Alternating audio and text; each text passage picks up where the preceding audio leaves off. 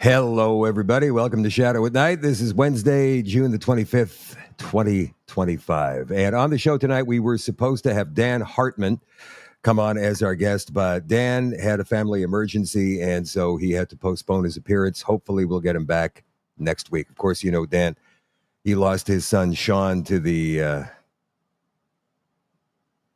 thing 3 or 4 years ago, and now he has actually got a court case. Moving forward, I'm not sure if it's against the government of Canada, the government of Ontario, or any of these big pharma entities, or all of them. That's what we were going to find out tonight, but we'll find out. We'll get Dan on the show at some point next week, and hopefully he can clarify exactly who this lawsuit is against. Obviously, we know what it's for. BC MLA, independent MLA, Jordan Keeley and I have been playing footsie the past couple of days, trying to get a hold of each other. There's some weird crap going on in BC politics the past few weeks. We've had John Rustad accused of bribing some people to vote in the AGM, the Conservative AGM, a couple of months ago on Vancouver Island so he could retain his leadership. We've had people outing other MLAs within their own party. And it's no surprise, really, when you think about what the BC Conservative Party is. It's a combination of conservatives. It's a combination of, I would call them farther right people, not far right extremists, but people who are farther right. They're not in the middle spectrum. They believe in God. They believe in no abortion. They believe in conservative values. And then you've got people from the left who were formerly liberals in the Conservative Party for whatever reason, and they're all vying for control of it. And so that gives the NDP free reign to do whatever it is they want, even with a very, very slim majority. It's a very fascinating study in politics in BC. It always has been, to be completely honest. So they're talking about maybe making a new party or challenging John Rustad for leadership of the BC Conservative Party. And that's where Jordan Keeley comes in, as he sits now, an independent in Peace River. And I'm going to find out a little bit more about what's been brewing out there. So hopefully we can get Jordan on the show tomorrow night. The Shadow at Night live stream, as always, is brought to you by our friends at CanadaNanoSilver.com. Comparing Crest toothpaste to SilverSeuticals toothpaste. First, we're starting out with Crest. It's a classic, it's an original. It's what I've used most of my life. But that being said, it does have its problems. First off, the consistency is so weird and thick, and I get it's a paste, but it really doesn't spread that well. And I must also say that I'm not in love with the taste. I get toothpaste isn't supposed to taste good, but why shouldn't it? But that being said, it does get the job done. Next, we have SilverSeuticals. They have 3 flavors, but today we're going with Bubbleberry. And already it smells so good. So I'm excited to see what this tastes like. The consistency is also a lot smoother, and I must say it spreads way nicer in your mouth. This literally tastes like fruit bubblegum. Yeah, this toothpaste was pretty good. I actually went in for seconds, and it's infused with nano silver, so it helps remineralize your teeth and keep them fresh throughout the day. 100% go with SilverSeuticals. And here's the results. What's your favorite toothpaste? CanadaNanoSilver.com. Obviously, Bubbleberry and Spearmint and Cinnamon. Call today, 204-808-9292. That's how you get a hold of Kevin and Anna if you have any questions for them or if you want to make an order. And, of course, you can do it online, CanadaNanoSilver.com. And if you would like to become a retailer of these awesome products, well, get a hold of Kevin and Anna, and they'll make sure that you get your stuff so that you can sell it to people at a profit. Okay, let's say some hellos. Linda is watching in Trenton tonight. Hello, Cheryl.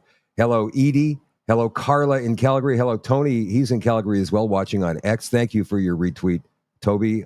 Make that Tony. I really appreciate that. Derek is watching in Kamloops. By the way, you guys have got some 15-minute city meetings that are going to be scattered over the city in different locations in the next 2 to 3 weeks. The first one was last night, and this is all about land use. This is all about turning your city into a smart city. So go to the kamloops.ca website and check out what they have planned for you. And then make sure you get some people to go to this next meeting and start asking some hard questions of these city councilors, because I can guarantee you they will backpedal, they will be surprised, and they won't be able to answer you, if my experience is any indication. Hello, Amanda. Hello, Derek and Barb watching. Barb's watching in southern Manitoba. Patricia's watching from Halton Hills, Ontario. Michael over in Brampton. Hello, Kathy in Bothwell, Ontario. Mireille's watching in Lacoma, Alberta. wherever you're watching, whatever platform you're watching on. Rumble, we've got Patricia, we've got Stump Slayer, we've got Dog Park Lady and Esky Dogs and Lone Arnie watching tonight. Whatever platform, guys, let's get it out there to as many people as we possibly can. I see the summer is here and people have stopped really paying attention to what's going on in the world. The past few weeks, I've noticed audiences are a little bit lighter than they normally are, and that's okay. I can totally understand that people want to enjoy their last summer as a free person ever. Was that a little bit over the top? Maybe it was. Maybe it was. All right, let's bring up this story because Mark Carney has committed us to the European Union. He's drawing us away from the United States of America, and he is upping our military budget by alarming amounts of money. I, for years, have said that Canada needs to spend more on our military because it's kind of a joke or has been kind of a joke, but to go from that to this seems a little bit extreme considering we don't have the money. NATO's 5% benchmark would cost Canada $150 billion. This is extra over and above anything that we're spending already. $150 billion a year. That's from Mark Carney himself. PM has been open to more spending, but he hasn't yet committed specifically to the 5%, and neither have any of these other big talking European countries. By the way, the European Union is back in the news for a different reason. We'll get to that a little bit later on in the show tonight. So signing on to NATO's new defense spending target could cost the federal treasury up to $150 billion a year, Carney said yesterday in advance of the Western Military Alliance's annual summit. The Prime Minister made the comments in an interview with CNN. It's a lot of money. Yeah. Today, NATO members debated increasing the benchmark for defense spending from the current 2% of gross domestic product to a combined 5%, 3.5% for direct military funding and 1.5% for defense infrastructure. Carney moved swiftly to break down the numbers. His government recently committed an additional $9.3 billion to this year's Department of National Defense budget, bringing the annual military appropriation to roughly $62 billion. The Liberals would have to find an additional, they wouldn't have to find it, they'll just make it. That's what Mark Carney does. He prints money, right? Just drive the economy even further down, even as he says, we will make Canada's economy the greatest in the Western world. An additional $45 to $50 billion for the Defense Department to meet the 3.5% of GDP direct military spending goal. Here is Mark Carney talking about this very monumental achievement today. For over a century, Canada has been a net exporter of security to Europe.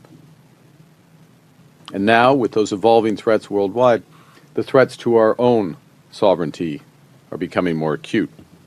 With increasingly open Arctic waters and rapid advances in cyber, in AI, and quantum, with advanced missile capacities, we can no longer rely on our geography to protect us. So together with our allies, we must ensure that NATO remains strong, unified, and ready to confront the threats not just of today, but of tomorrow. Throughout Canada's history, there have been turning points when the world's fortunes have been in the balance. And each time, Canada has chosen to step up, to lead on the path of democracy and freedom. We're once again at one of those moments. If we want the world of tomorrow to be shaped by our values, Canada must be ready. If we want a more secure world, we need a stronger Canada that works with our allies. And today is a very important step to build both. Thank you very much, and I look forward to your questions. Yeah, so Canada is suddenly going to become a military superpower now? All right. I don't think so. It couldn't hurt for our military to be stronger, but ultimately, there are other things that we need to spend our money on. And don't think for 1 second that taxes won't be going up because of this. Because you can bet your bottom dollar they will be. Mark Carney's kind of prickly with reporters, eh? Here's a reporter asking him, basically, where's the money coming from? Mr. Prime Minister, and he gets a little bit. My other question, I'll try and Wow, be fast, that's is like that's question 4. about the commitment to hundreds of billions of dollars cumulatively you've made today. The parliamentary budget officer told us that implies higher deficits unless you either raise taxes or cut major projects, social spending. So do you agree with him? And if so, how high a net debt to GDP ratio are you willing to run?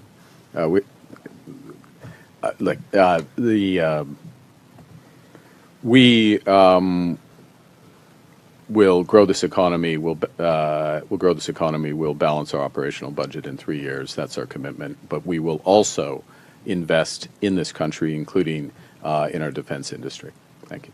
This country being Canada, not Netherlands. You got a kick out of this David McGuinty behind him, right? He just looks stunned all the time. And Anita Anand, to his right, our left, looks smug all the time. What is it with these liberals? Yeah, thank you. All right. So, yeah, Carney goes running to the European Union. And by the way, I mean, he wants to intrinsically link us to the European Union. That's what he knows. That's where he spent years and years of his life, right? He considers himself, and he said this, and I'm sure you guys have seen the clips, he considers himself to be a European. He holds, I think it's an Irish passport and a UK passport and a Canadian passport. I guess he'd have to hold a Canadian passport if he wants to be the prime minister. Then again, I don't know that. Can a foreigner become the prime minister of Canada? Probably. Of course, I'm kidding. I'm kidding. Did you guys know there was a commission investigating foreign interference into the federal election? I didn't. I didn't until today. I didn't until about 3 hours ago when left-wing corporate CTV published this. And of course, because the commission that's investigating this is so willing to tell us, I don't believe a word of it. Oh, hey, there was no foreign interference, nothing. No problems with the election whatsoever. Okay, what were the problems with the election now that you've denied all problems with the election? No evidence. Federal election was affected by foreign interference, commissioner says. So let's scroll down and read this very short story, actually. Canada's elections commissioner says she has no evidence the result of the federal election in April was affected by foreign interference, disinformation, or voter intimidation. In a preliminary report today, Commissioner Caroline Simard says her office received more than 16,000 complaints about the spring campaign, which ended April 28th. You would think that, one of those complaints would be valid. How many? 16,000. And I'm sure you've gone through them all in the last couple of months, Caroline, with a fine-tooth comb, and you found nothing. Those people are all crazy, right? They're all right-wing conspiracy theorists. They belong in a sanitarium. Sorry, mental health facility. That number is 7 times the number of complaints received in the 2019 and 2021 elections. 7 times. Still, early numbers show the volume of complaints for foreign interference, artificial intelligence, disinformation, and voter intimidation was less than what Simard's office had expected. Other complaints included allegations of preventing election advertising from being broadcast, distributing pictures or ballots, publishing false statements about candidates. Through April, Simard's office had already closed about 2,300 files. Oh, so she's got another 13,700 files to go through. I see. So that was a right. So there could be something we hear about months or even years down the road. But by then, we'll have forgotten about it because we'll have many, many other problems with Mark Carney as our prime minister. We have a new president of the Public Health Agency of Canada. That was effective last week, June 20th. Her name is Nancy Hamzaoui. Nancy Hamzaoui. All right, so let's go ahead and look at this. Our friend Donald Best, he's been on the show a couple of times. You guys probably remember Donald. First of all, this was reported yesterday by Blacklock's reporter Holly Doan, and Donald Best says, because Theresa Tam is no longer the chief medical officer of Canada, right? Her job ended on June 20th also. She's retired now, apparently. Canada replaces Theresa Tam with Nancy Hamzaoui, an obese Muslim climate zealot. Now, I've got a clip. You guys will see. who ran the PCR debacle that found COVID in Coke and old shoes. She also ran mass surveillance contact tracing operations, no medical degree, fat, unhealthy, now in charge of public health. And here she is about a year ago, Nancy Hamzawi, doing some panel somewhere. Point in time. How many people have heard the sentence, Canada's climate has changed at twice the rate, the global rate, 3 times in the north? How many people have heard that? So typically, and this is a typical audience, about 90% of people have heard that sentence that has come from Canada's Changing Climate Report, but that's an indicator of the extent to which others have deemed that to be the truth. Earlier, we were someone was asking me, do you face skeptics in your role? And we do. So, despite the fact that we find 90% on average of people believing that and having the confidence in the science, there's not quite 90%, but a significant proportion. Do you know why people, the biggest reason that people, especially people who are public speaking, say, all the time? Well, there's 2 reasons. Number 2 reason is that they don't quite know the material they're spouting. And the number 1 reason is, can you guys answer this question before I say it? I'll count to 10. 1, 2, 3, 4, 5, 6, 7, 8, 9, 10. Crafting lies takes time and no script. Lying, yes, you're absolutely correct. Let's continue on with this BS. Of Canadians and global citizens who do not believe that and inform us of that view based on the number of dockets I sign off in a day indicating otherwise. So part of our responsibility, I think, in terms of the context in which we operate and live is making sure that we communicate at every possible opportunity what the facts are, and engaging with people that we don't necessarily are normal interlocutors in order to be able to move forward effectively on the issue. So I guess those would be some of the reflections on the issue. Because we know climate change has everything to do with public health, right? Oh, by the way, I saw Michael Quigley commenting, and I just wanted to say hello to Michael Quigley, and I wanted to let you guys know that if you've been to the ostrich farm or you plan on going to the ostrich farm, I'm not sure if you still have these buttons, Michael, but they're so cool. Ostrich Sheriff. I got my button, and he complained to me all the time, when you do a live, you put your ostrich badge on. I said it kept falling off, or I changed my shirt or whatever. So I do have my ostrich badge, Michael, and I just wanted to let you know that I really appreciate that you gave me this, and I'm going to keep it close to my heart. Always. I'll be heading back, by the way, to the ostrich farm for the July 11th through 13th weekend. That's going to be the big livestock event for CanadaFarmAid.com. Go to CanadaFarmAid.com for more information on that. It'll be great to see you guys out there. They're expecting quite a crowd that weekend, upwards of maybe 1,000 people on the farm enjoying live music, and it's family friendly. There's going to be face painting for the kids, and I'm going to be running through the crowd saying hello to everybody, and so are many other people you probably know. So yeah, we'd love to see you down there at the Ostrich Farm, July 11th through 13th in Edgewood, British Columbia. Did I mention last night that Virginia Giuffre, who died about a month ago, she was an Epstein whistleblower, that she has a dead man switch? Now, I'm asking you guys, not rhetorically, I'm actually asking because I can't remember if I said it last night. Did I mention that? Ostrich Sheriff, Roseanne, come on, it's cool.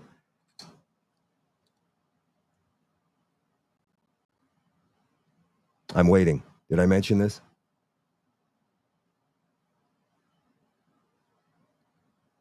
I know the comments are delayed, so I can wait for a couple of seconds here.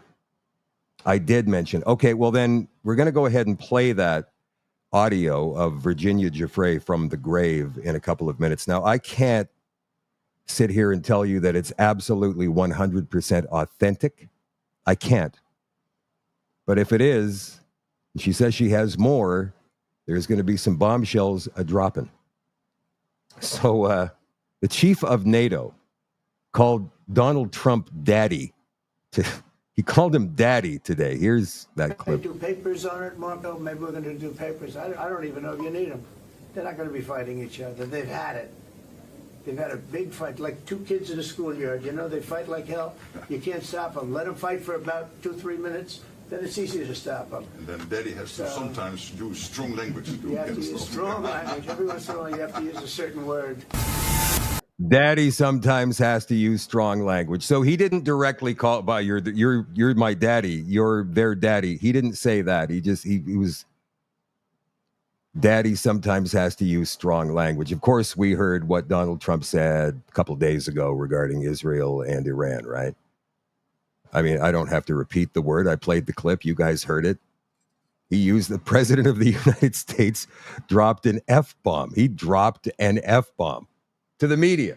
I thought that was priceless. I like this guy. He might be a Jesuit, but I like him anyway. He might be trying to destroy the world in a different way, but what the hell? He's funny. He's funny. I don't know what he is, you guys. I really don't know. I don't think anybody really knows everything, and anybody who thinks they do, come on. There's too much in play right now.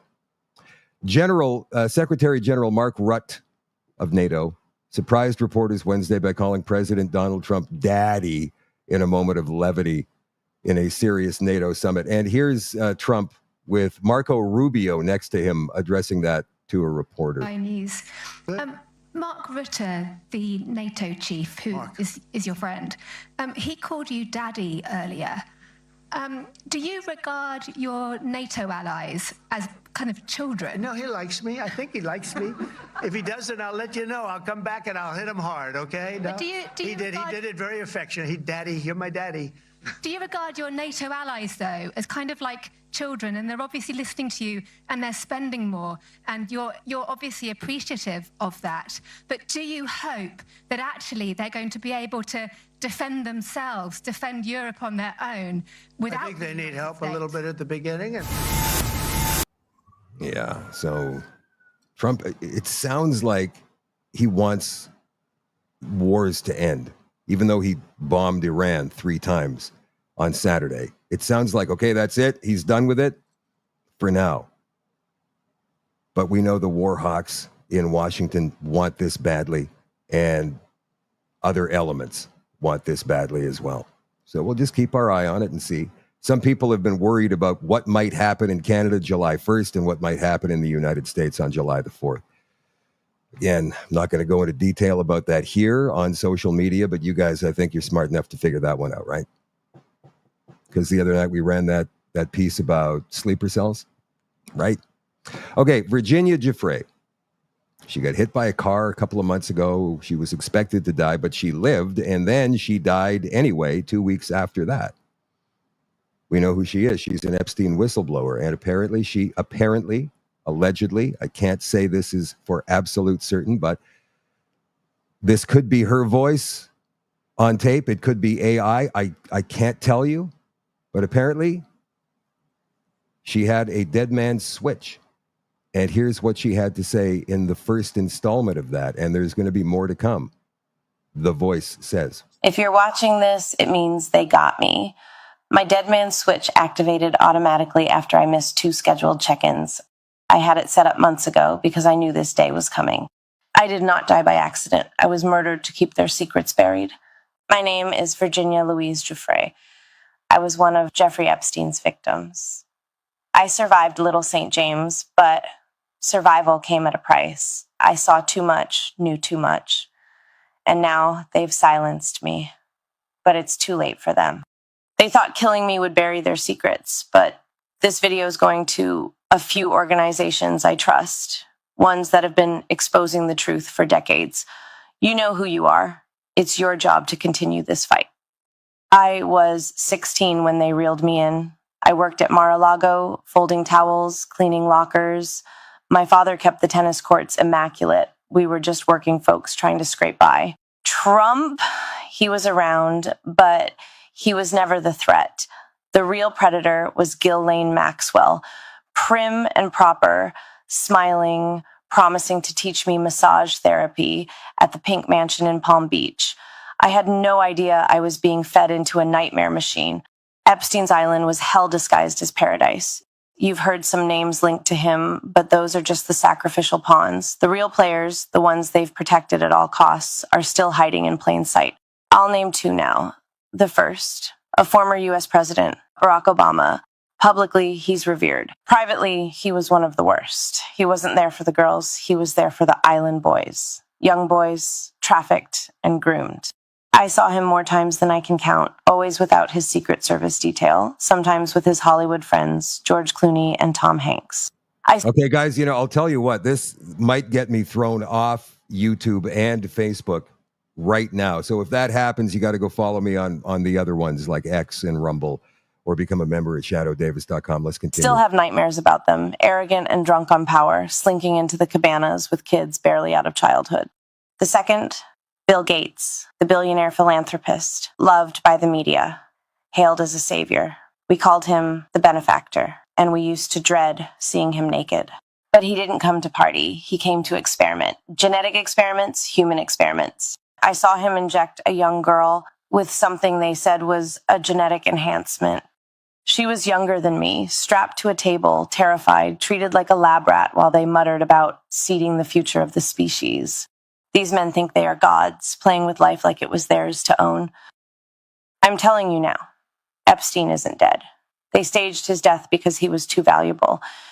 He held blackmail on some of the most powerful people on earth. Files, videos, confessions.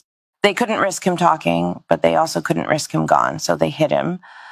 Stashed him under the protection of the same elite who once paid him to supply them with flesh. And they thought killing me would stop this from coming out. They were wrong, and there is so much more to come. Hidden servers, encrypted drives, witness testimonies. It's all going to hit the light. This video is just the first detonation.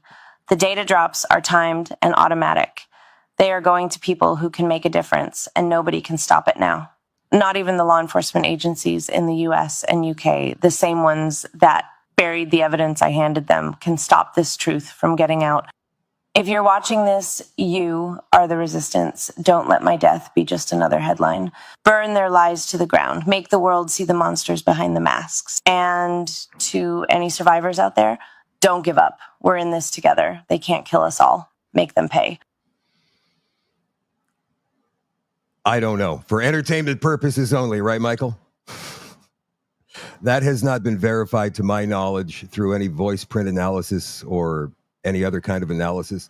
Again, I don't know if that's real or if that's AI replication. AI can do a lot these days. So you guys can take that for what you want to take it for. Let's continue on with some of the other news we have for you tonight. Danielle Smith expects a private sector firm to propose a new oil pipeline to BC within weeks. 5 weeks, she said, in a bid to become one of the first entrants on the Canadian government's list of nationally important projects. Smith said she is in active discussions with major energy companies and that a line to Northwest British Columbia is the most credible and the most economic of all the pipeline proposals the private sector would consider. She declined to name which company she expects to bring this project forward. So David Eby was asked about this today. Now, Danielle says this is 5 weeks away. Here's what the Marxist Premier of BC had to say about it. Premier Danielle Smith in Alberta said she believes she's 5 weeks away from finding a proponent to build a pipeline from Alberta to BC's coast. If she's able to find a proponent and that proponent pays for the pipeline in its entirety, would you support that bitumen pipeline going through British Columbia to a port in Prince Rupert? Well, Richard, I guess some of my frustration about this issue is that there is no proponent. There is actually no project here. I went through a list that reflects probably in excess of $50 billion of investment in Canada and in our country, where there are proponents, where they are well through or on the verge of being complete through environmental assessment processes, where support from the federal government will benefit not just British Columbia, but also Alberta and the Yukon. And I think that's where our attention should be, on the shovel-ready projects that are ready to go. Next, we'll head to the phone lines with Katie DeRosa from CBC.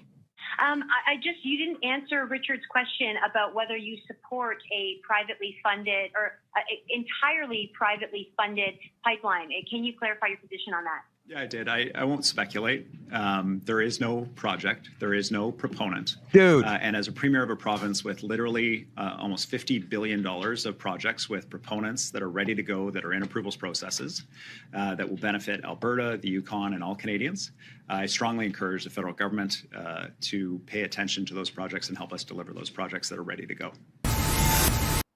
He's calling Danielle Smith, pretty much he's calling her a liar. He is saying that it's never going to happen. It's never going to. Danielle says it's 5 weeks away, maybe sooner. Because now that these big oil companies are starting to see possibly a little bit of movement with Carney in terms of pipelines, they know that Canada's a gold mine. A gold mine. This could be worth tens of billions, hundreds of billions of dollars a year to all Canadians, not just Albertans, all Canadians. And still, David E., well, we've got other projects on the go, literally $50 billion worth of projects that will benefit the Yukon and Alberta and, of course, British Columbia. Dude, that's great.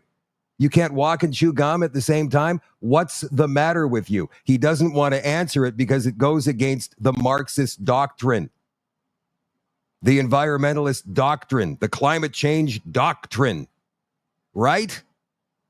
We're going to get to that in just a couple of minutes here.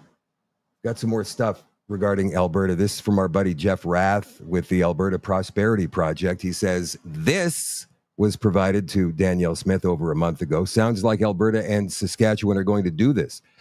Alberta firearms licensing regulation. Number one, any Alberta resident that possesses a valid Canadian firearms possession acquisition license or restricted firearms possession acquisition license from Canada shall be issued an Alberta firearms license by a licensed Alberta registry. So he's taking this, they are taking this possibly out of the federal government's hands. Number two, an Alberta firearms license shall be the only license required in Alberta to acquire, own, use, and possess a firearm in Alberta.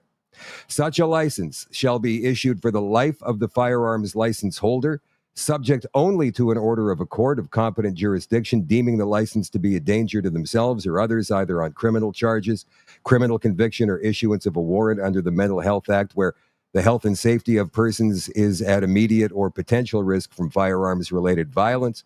A licensee under this regulation may own and safely use any firearm in their possession, including all firearms listed or scheduled as prohibited or restricted by the Government of Canada.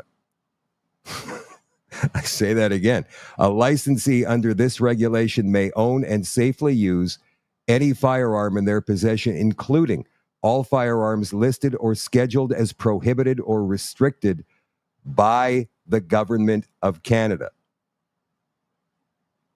If Danielle goes for this, it's a great big zing to Mark Carney and his Liberal government. Very interesting. And maybe she caught wind of this. This comes from Juno News on Substack. Blacked out documents show Carney bracing for Alberta separation legal showdown. Ottawa is seeking constitutional advice on Alberta's independence from a top Crown lawyer who successfully argued in the Supreme Court that Quebec had no unilateral right to leave Canada. Ooh. Oh. So what are they going to say? They're going to say, you can't leave. Even if you vote to leave, you're not leaving. Sorry, but you're not.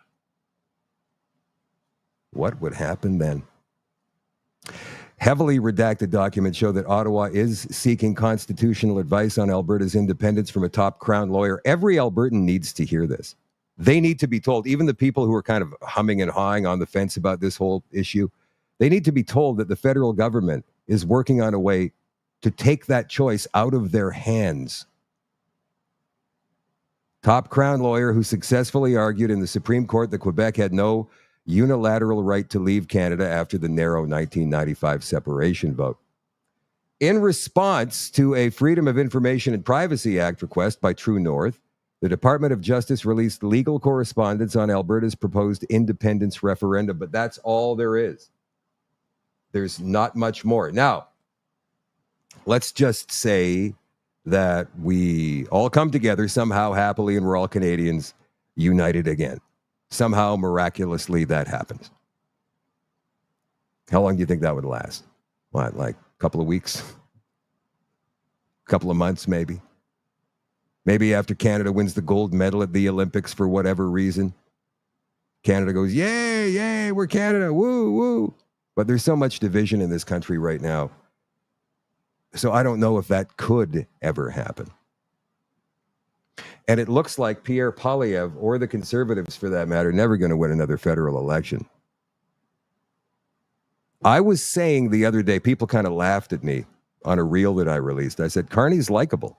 Mark Carney is a likable guy. And for the middle ground of people, which makes up 70%, they're going to go, yeah, I like the guy. I think he's a likable guy and he seems to know what he's doing, so I'm going to vote for him. We're never going to get rid of this guy because he comes off as folksy and maybe a little bit clumsy. And he's just kind of a guy, you know, right? Whereas Pierre Poilievre comes off as sharp a lot of times. And when I say sharp, I mean that in two ways. Very bright, but also very cutting. He can be very cutting, especially with the media. So this story from Tasha Kuridan of the National Post, Carney puts Poilievre between a rock and a hard place. And I'm not sure if you guys have seen any of the polls that have come out lately, but if there were a federal election held in the next week or so, whenever, the Liberals would win a massive majority. That's what the polling looks like. I can't tell you that I believe the polls anymore, but that's what the polls are saying. What a difference 6 months makes. In December, the Conservatives were in the catbird seat, 48% support, while the Liberals had dropped to 19%, practically everyone. And remember, there's no interference in the federal election. The commissioner said that today, foreign interference. Of course, she's only gone through a small fraction of the number of complaints that she received. But anyway, everyone pegged Conservative leader Pierre Poilievre as Canada's next prime minister. Then Justin Trudeau stepped down. Then Donald Trump took office. And Mark Carney got elected Liberal leader. Well, selected. We know he was placed there.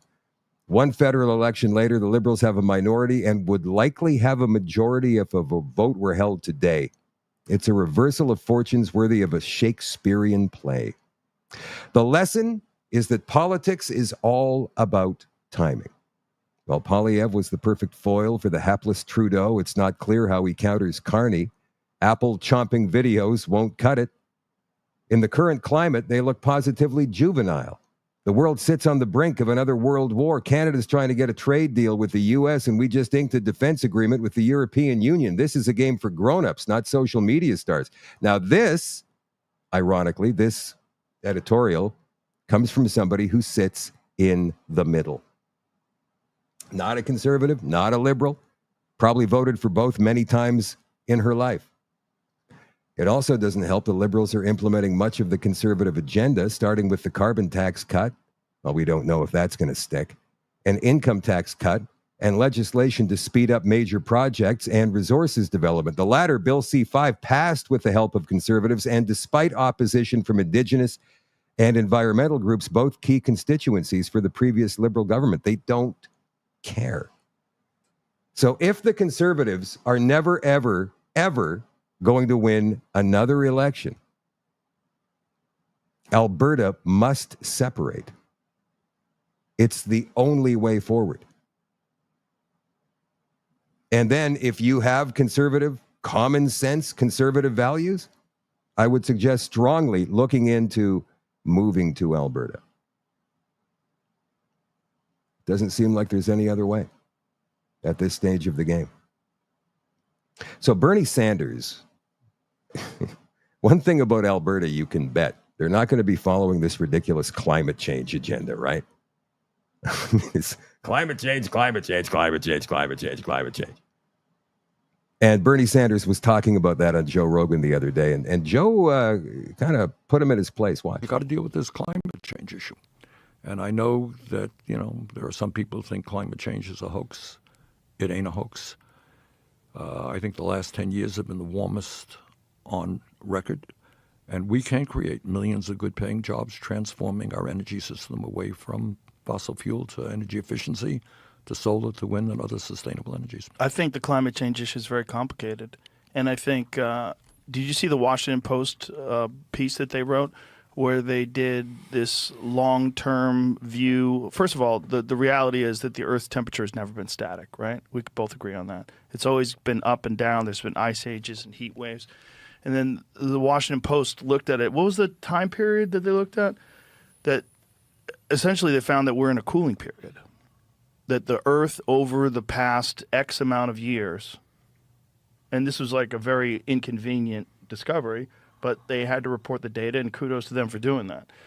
Scientists have captured the Earth's climate change over the last 485 million years. Here's a surprising place we stand now. So look at the far end of that graph, and you see we're in a cooling period. Well, I'm not sure. I didn't read that article, but Yeah. The scientists who are out there, I think. I know, but there's a lot of money involved in that too, Bernie. That's part of the problem. There's a lot of money involved in this whole climate change emergency issue, and there's a lot of control, and that's a big part of this problem. Not only that, if we're just talking about primarily carbon and carbon footprint, what are we going to do about China? Because China. Now, he's going to get into some stuff here, you guys. And remember how big the Joe Rogan Experience podcast is. It reaches 15 million people in the United States alone per episode. And it's the #1 podcast on Spotify in Canada. Reaches millions and millions of people worldwide. Listen to what he's going to say to Bernie. China, and Absolutely. China is like, what percentage of... They are the major polluter right now in terms of carbon. We're number 2. We used to be 1. They're number 1 right now. I think they have an enormous percent of the global. I think it's... Well, they're number 1. I don't know what the percentage is. High. It's very high. It's not an American issue. It is a global issue. And all I can tell you is that we are, in my view, going to see more extreme weather disturbances in the coming years than we have ever. And we're seeing them right now. Right, but scientists don't agree. Well, this is where it gets confusing. Because scientists that are in agreement, there's all these entanglements. Whenever someone's discussing something, whether it's economics or whether it's health issues or pharmaceutical drugs, there's financial entanglements. I think we both agree with that, right? Yep. And I think this is part of the issue with this whole climate change emergency as well, because it's not just that we could all agree pollution is a major factor. It's a huge issue in the world today. We could all agree with that, right? I think one of the things that we have to recognize is that whenever there's an issue that everyone can agree on, you're going to have a bunch of people that capitalize on that issue, and they look to gain more money. They have financial issues that they push forward in order to capitalize on this issue, but then also power and control. These things like they're trying to institute in the UK where they have these 15-minute cities, this concept where you're not allowed to travel. They'll be able to look at your carbon footprint. See, that's the problem. The problem is giving people that are in power, these people that we've all discussed that have so much money and so much control over our societies, multinational corporations, giving them more control over citizens. And this is a vehicle for that. And this is what's dangerous about this whole climate change emergency, because it allows these fucking creeps that have been controlling people and controlling what you do and what you say and how you spend your money with people that are already living check to check, and you put additional constraints on them and you make them even more scared. And then you put additional measures where you can look at their carbon footprint. You can look at the amount they travel. Put a carbon tax on these people. Let's figure out how to extract more money from them. That's what bothers me about this climate change emergency. Not millions and millions and millions of people who listened to Joe Rogan heard that stuff, and they may never have heard that stuff before. This one episode alone, this one segment of this one episode could be a huge turning point for us, you guys. Not that we can all agree pollution is a terrible thing. Everyone should agree to that. The beautiful earth that sustains us and all life on this planet is being poisoned as we speak. We're killing all the fish in the ocean and sucking them out in giant numbers. 94% of all the big fish that are in the ocean are gone over the last, whatever it is. When you go to war against nature, you lose. Yeah, because you're a part of nature. Loses. Exactly but right. We're worshiping the almighty dollar. You got it. Above the mother. You asked me when I ran for president, one of the interests, it's something else to run for president because you get around, you meet all kinds of people and you learn all kinds of things. And one of the things that I did, we went to met with a lot of Native Americans. And one of the reasons is, their tradition was going from way back, respect for nature. That they understood way back when, that you kill off all of the buffalo, you ain't going to have nothing to eat, right? Right. They understood that. And you understand that you live in harmony with nature, which is, I think, what you're talking about. Absolutely. And if you lose that harmony, I worry about the future of humanity in general. Which is the problem with financial competitiveness. When you put the almighty dollar above all else. That's right. Then all you think about, and you're only alive for 100 years, so it's just hit the gas. Hit the gas for 100 years, and who gives a shit what happens after I'm gone? I'm going to die with the most toys. Yay, I win in the dirt. That's exactly right. Yeah. All right, Joe didn't quite get it all, but that's enough to get people to start thinking about what the hell is going on. What about this British farmer talking about electric tractors? Well, we don't use electric tractors to seed with, and here's why. I seeded 6,000 hectares. It took around 30,000 litres of diesel, aka 321,600 kilowatt hours of energy. To do that with an electric tractor, I'd need the battery from a Tesla Semi recharged 322 times. So even with a super fast industrial 350 kilowatt charger, that's 918 hours of charging, more than 3 times longer than the actual job. And someone asked about solar as well. So even with a massive 100 kilowatt system, it'd take nearly 2 years to match the diesel energy used. And to keep up with the job in real time, you'd need a solar farm bigger than 45 football fields. I love the idea of electric, but until I can plug into a lightning bolt, diesel's still the only option at this scale.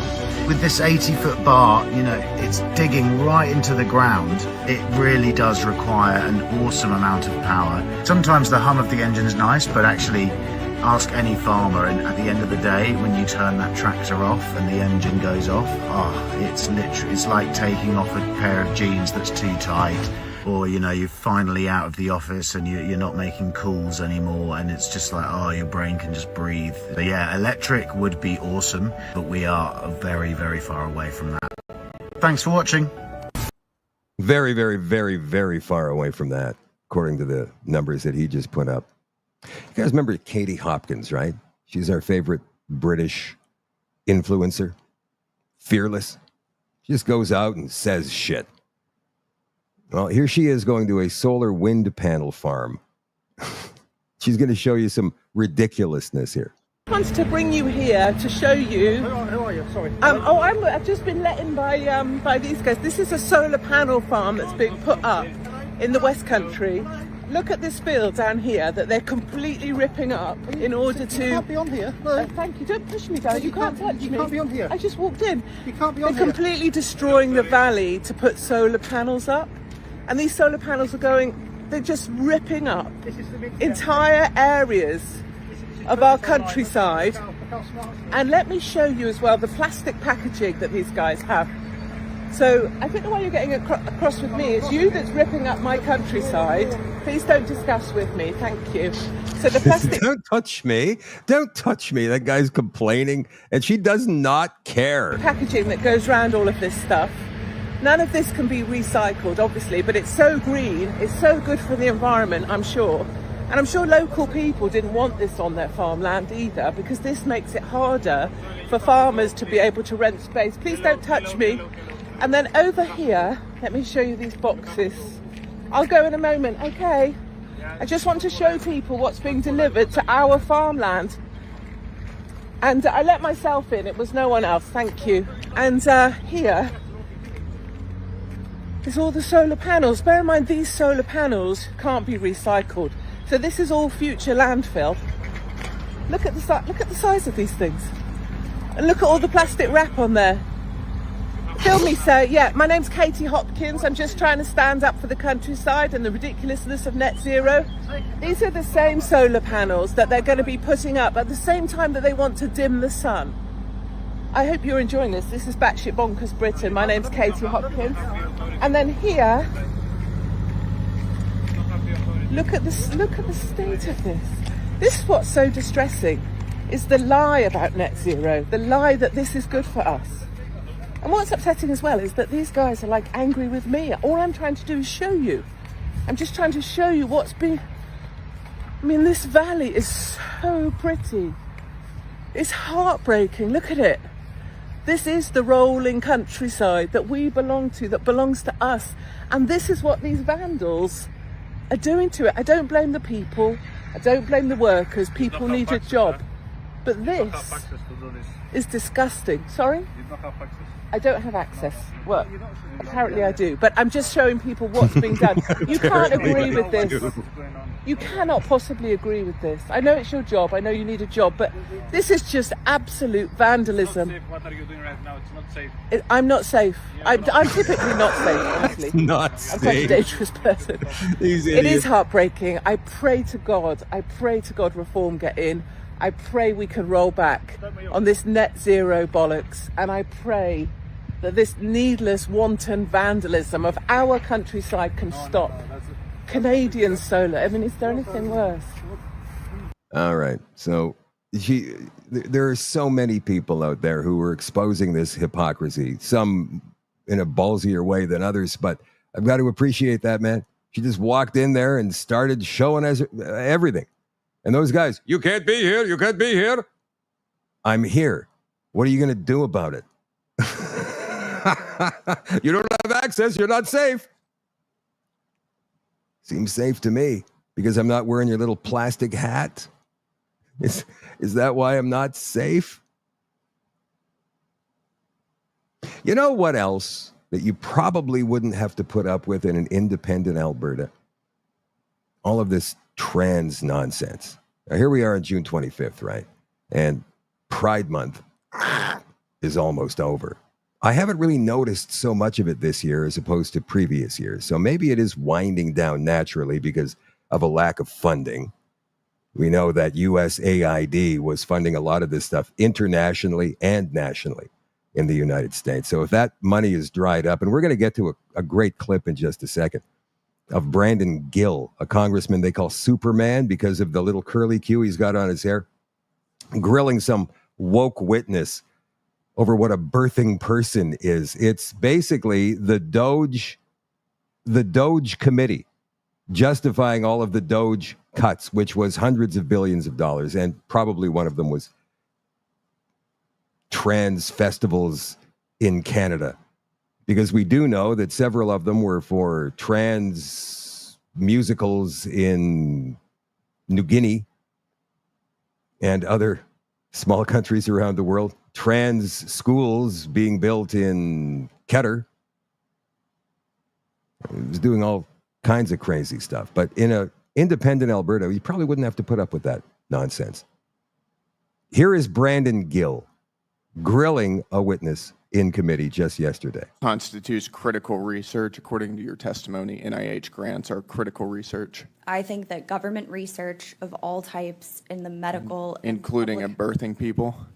I think bench research of all types plays a fundamental role. What is a role. birthing person? Sir, I am here to talk about the Doge impact. Well, I'm for asking working you about this families. grant and you're defending it. So I'm asking you, who is birthing people? I am not familiar with this grant. Mm-hmm. I take a position that all kinds of government research, medical, Is pharmaceutical, a birthing person a woman? Is that another biological, word for female?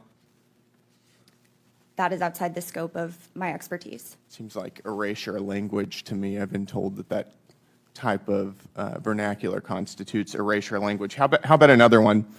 How about the conference, Gender Equity in the Mathematical Study of Commutative Algebra?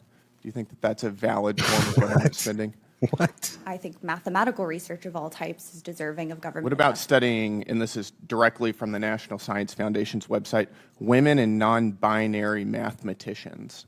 Again, I think all kinds of government investment should be dedicated toward mathematical. All kinds of government investment. scientific. You don't have any kind of limit on what we're spending our money on? Just everything?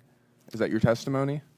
I am talking about. Look at this poor brainwashed woman making a complete fool, a jackass out of herself, and she doesn't even realize it. I wonder if one day she'll wake up from all of this and then she'll watch this video and go, oh my God, oh my God.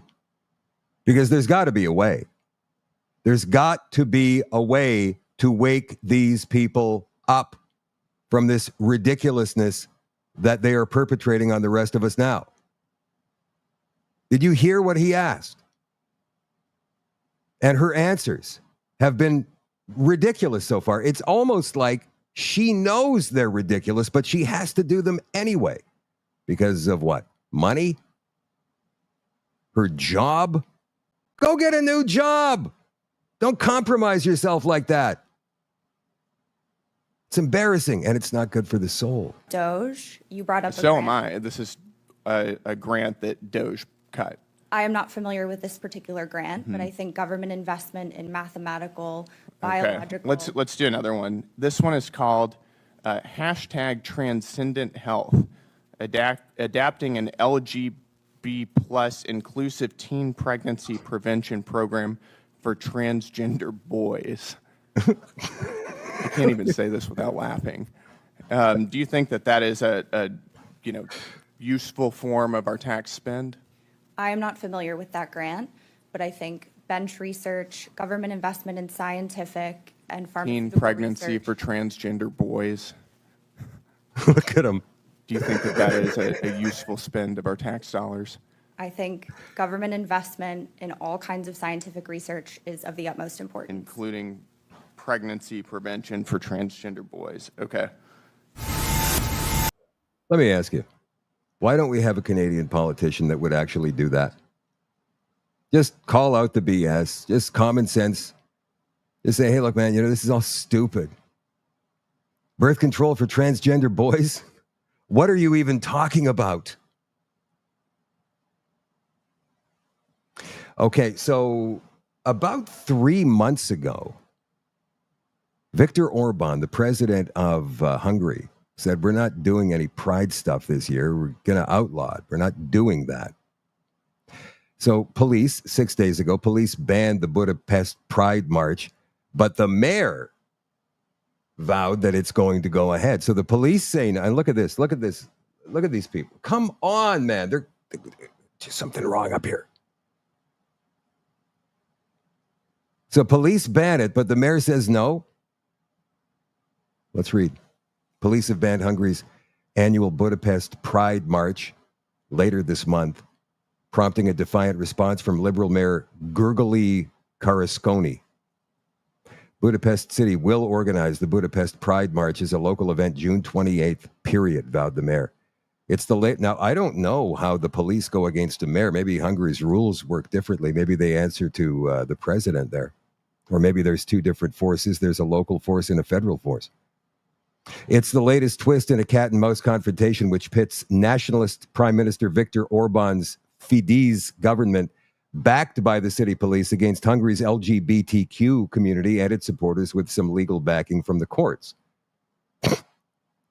The annual Pride March has been in doubt since Orban announced in February that it would not take place this year, and a law was then passed restricting gatherings if they broke child protection laws on public promotion of homosexuality. The picture.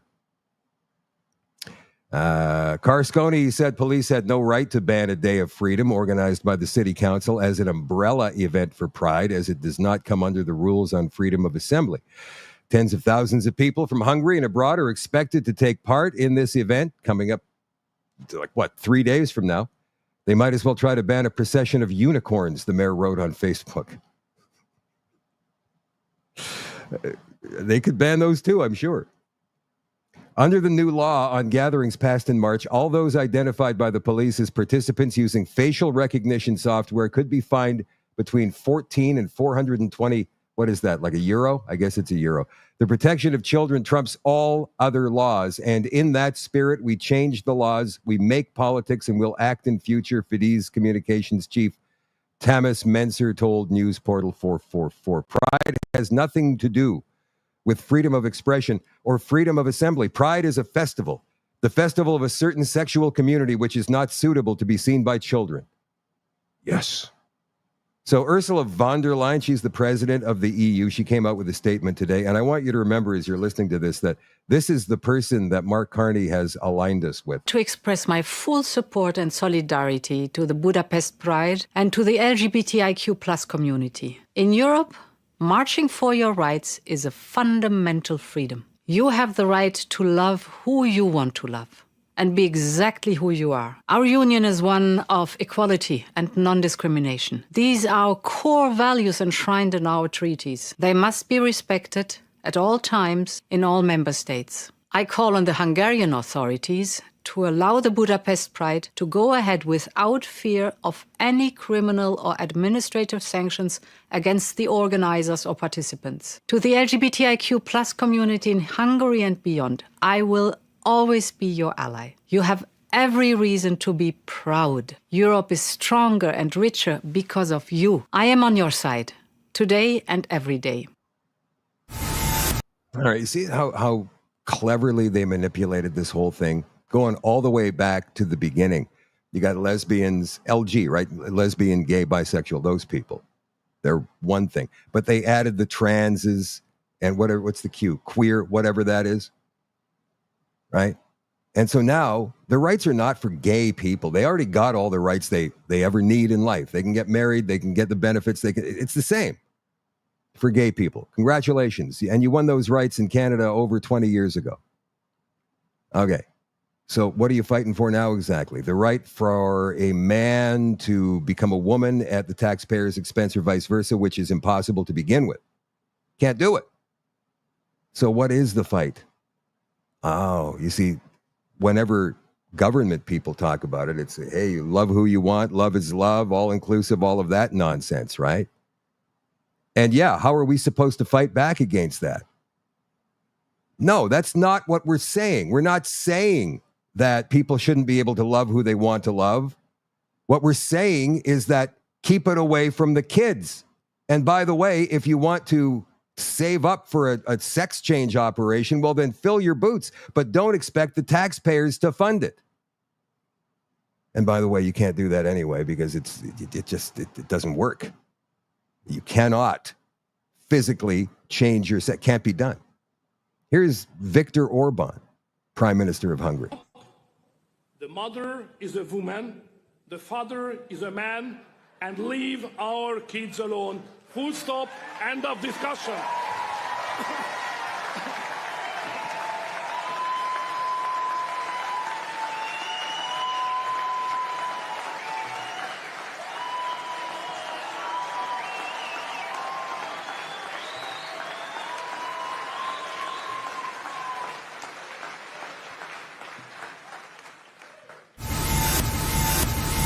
Hey, what do you think Hungary's like? You consider moving to Hungary? I got a Hungarian friend. She's awesome. I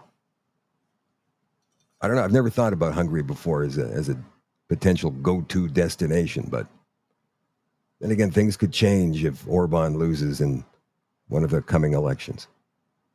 Tonight on The Extension, what's in your blood, man?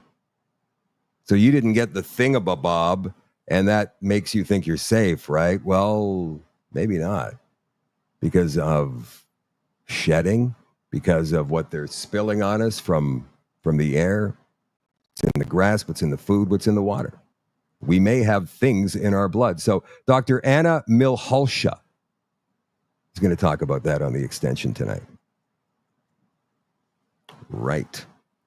That's it for the show tonight, you guys, except for Nighthawks on The Extension. And by the way, I do feel the need to explain this because I know there's a lot of people who say, well, I don't want to pay an extra $10 a month for another hour of content. I have to watch then.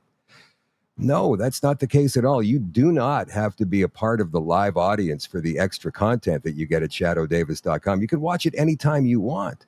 And if you join up tonight, you can go back 6 months, a year even, and watch all of the extra content from way back when. And there's a lot of good stuff in there too. You could theoretically spend days trying to get through all of that extra content, and you can go back in the full episode segment of shadowdavis.com. So you don't, what I'm saying here is that you do not have to be up late at night to watch the rest of the show. You can watch it whenever you want if you're an all access member at shadowdavis.com. I love you all. I appreciate you all. And I will talk to you tomorrow night at 8 o'clock. Hopefully, we're going to have a guest on tomorrow night. Jordan Keeley, British Columbia MLA from Peace River, hopefully joins the show tomorrow night. If not, you get just me. It's going to just be us, maybe. So you guys have a great night, and I will catch you tomorrow. And the extension starts in 2 minutes.